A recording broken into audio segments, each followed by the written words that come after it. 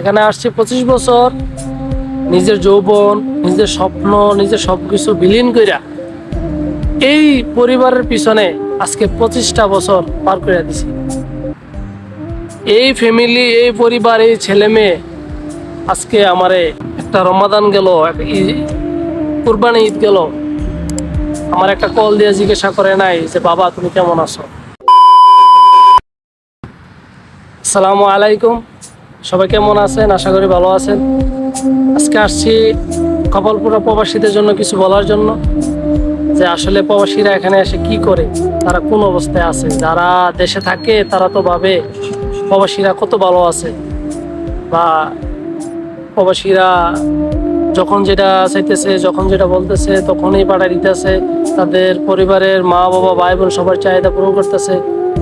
তো ওই চাহিদা পূরণ করার একটা পর্যায়ে সবাই জানে যে প্রবাসীরা মনে হয় অনেক ভালো আছে, তারা তো ভালো থাকে বলে তো আমাদেরকে ভালো রাখে। কিন্তু একটা প্রবাসী কি কষ্ট করে একটা প্রবাসী জানে। আমরা যারা প্রবাসে থাকি তারাই জানি আসলে প্রবাস জীবনটা আসলে কি। এই প্রবাস জীবনে আইসা কারোর সকাল হয় 5টায়, কারো সকালে 6টায়, কারোর হয় 7টায়, আবার 7টা বা 8টায় ফিরে আসে। আইসা কি করে, কোনো রকমে রান্না বান্না করে কইরা একটু বাড়িতে কথা বললে বললো, ঘুমায় যায়। একজন লোক ইন্ডিয়ান কেরালা আমারে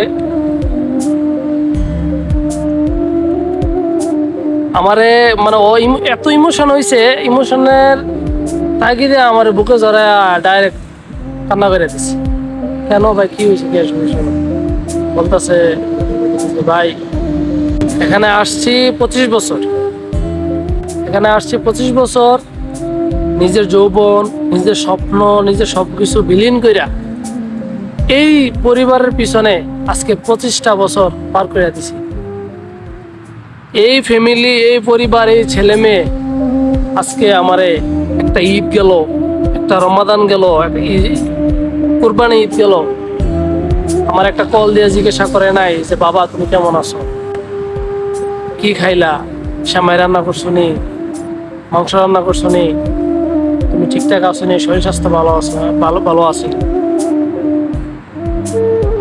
যখন একটা প্রবাসীর মনে এই কষ্টটা থাকে তাহলে ভাই এই প্রবাস করে কি লাভ?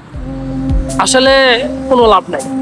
দিন শেষে যদি আপনি এই কষ্টটাই ফিল করা লাগে, দিন শেষে যদি আপনার সাথে এইটাই হয়, তাহলে এত কষ্ট, নিজের স্বপ্ন, নিজের যৌবন, নিজের কত কিছু আপনি অনেক কিছু করতে পারতেন দেশে থাকলে। সবকিছু বিলীন কইরা এখানে আইসা, প্রবাস নামে জেলখানায় আইসা আপনি এই যে দিনের পর দিন খাটনি করতেছেন, কষ্ট করতেছেন, শ্রম দিতেছেন, এগুলা ভাই কোনো সার্থকতা নেই। আপনার তখনই সার্থকতা আসবো যখন দিন শেষে আপনার ফ্যামিলি, আপনার পরিবার আপনার বলবে যে না, সে কষ্ট করছে, আমাদের পাশে ছিল, আমাদেরকে সে একটা পর্যায়ে নিয়ে গেছে, তার মাধ্যমেই আমরা এখানে আসছি। ওই যে এই কথাটা বলার পর, ওই যে আপনি 25 বছর 30 বছর যেই কষ্টটা করবেন, যে শ্রমটা দিচ্ছেন, নিজের যৌবন, নিজের সকালাত একদম বিলীন কইরা, মাটি কইরা কষ্টটা করছেন, তখনই আপনার মধ্যে ওই সার্থকতা বা ভালো লাগাটা হইব যে না, আমার এই কষ্টের সার্থকতা প্রকাশ করার মতো কেউ তাইলে আছে। যখন থাকবো না, যখন কেউ নাই, বা যখন উল্টা কথা বলে যে এখন দিতে পারতেছে না বা এখন আমাদের চাহিদা পূরণ করে না, তখন ভাই এই জীবনের সার্থকতা আপনি খুঁজে পাবেন। এবার আপনার একজন লোক 25 বছর 30 বছর কাজ করে দেশে যায়, 1-2 মাস পরে ওই প্রবাসী বাইরে আর ভালো লাগে না, তার কত বিরক্ত চলে আসে, ওই যে এখন আর ভালো লাগে না, টাকা দিতে পারে না, চাহিদা পূরণ করতে পারে না, এটা বললো ওইটা বললো, আর এখন আর ভালো লাগে না। তখন বাবা, ভাই, বড় ভাই তখন হয়ে যায় বিরক্তির কারণ। তো এগুলা ভাই অনেকই হইতেছে, অনেকের জীবনে হইতেছে, প্রায় শতকরা 70% মানুষের সাথে এগুলো হইতেছে, যে একটা সময় গেল, যাওয়ার পরে 20-25 বছর করলো, করার পরে দেশে গেল, শেষ, আর তাদের আর কোনো দাম নাই। তো ভাই দিন শেষে যখন আপনি এই কষ্টটাই পাইবেন বা এই দিনই আপনার দেখা লাগে, তাহলে এই কষ্ট আসলে আপনি কার জন্য? তারপরে ভাই আমরা বাঙালি আবেগ প্রেমিক, আমাদের আবেগ আছে, আল্লাহ আমাদের সেইটা দিছে আলহামদুলিল্লাহ।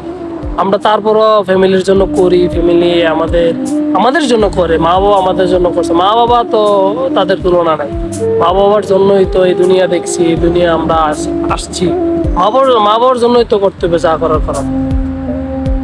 তো ভাই এই দুনিয়াতে মা বাবা অনেকেই আছে যে আপনি যদি টাকা নাও দেন তাও বলবো বাপ টাকা দেওয়া লাগতো না, তুই ওখানে ভালো থাক, তুই ভালোভাবে খায়, এটা খায়, মাংস আন, মাছ আন, এই সেই মা বাবা এটা বলবো। আবার অনেক মা বাবা আছে যে টাকা দে টাকা দে টাকা দে যে। তো ভাই বিদেশ তো আর কেউ টাকা নিয়ে বসে থাকে না, বা বিদেশে টাকার গাছও নাই যে টাকা চাইলো দিয়ে দিল। একটা সময় আছে যে অনেকে আছে যে নিজের খরচের টাকাটাও বাড়িতে পাঠাই দেয়। তো কিন্তু বাড়ির তারা বা অনেকে আছে যে বোঝার চেষ্টাই করে না যে সে কি, তার কাছে কি টাকা আছে, সে কি দিতে পারবো নাকি না। প্রবাসী বা এমন একটা জিনিস, আপনি প্রবাসীর কাছে চাইবেন, সে কিভাবে দিব সেই চিন্তায় তার মাথা ব্যথা হয়ে যায় যে না আমার কাছে চাইছে, আমার তো দিতে হইব। কিন্তু সে কিভাবে দিব এটা আর চিন্তা করে না। এটাই প্রবাস ভাই, এটাই একজন প্রবাসী, যে নিজের চিন্তা না কইরা পরিবারের চিন্তা করার নামই ভাই প্রবাসী। যারা এখানে আসে প্রবাস জীবনে, যারা নতুন অবস্থায় আসে বা যারা পুরান, যখন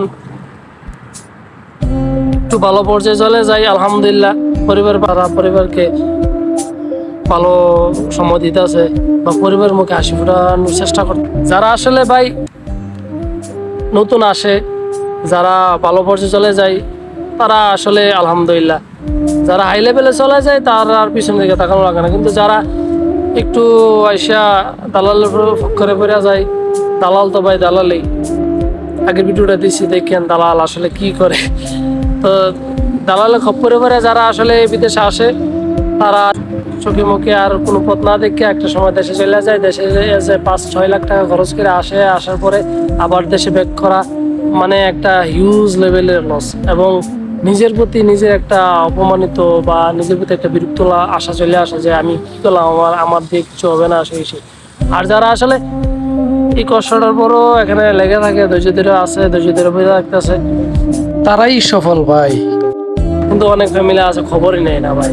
এই যে বললাম না 20-25 বছর ইয়া করে, একটা ঈদ গেল, একটা কোরবানি ঈদ, রমজান ঈদ গেল, খবর নেই না, কল দেয়া যে আব্বা তুমি খাইছো কিনা, তোমার শরীর স্বাস্থ্য ভালো বা এরকম যাদের সাথে হয় তারাই বুঝে ভাই আসলে কষ্টটা আসলে কেমন। এরকম যাদের সাথে হয় তারাই বুঝে।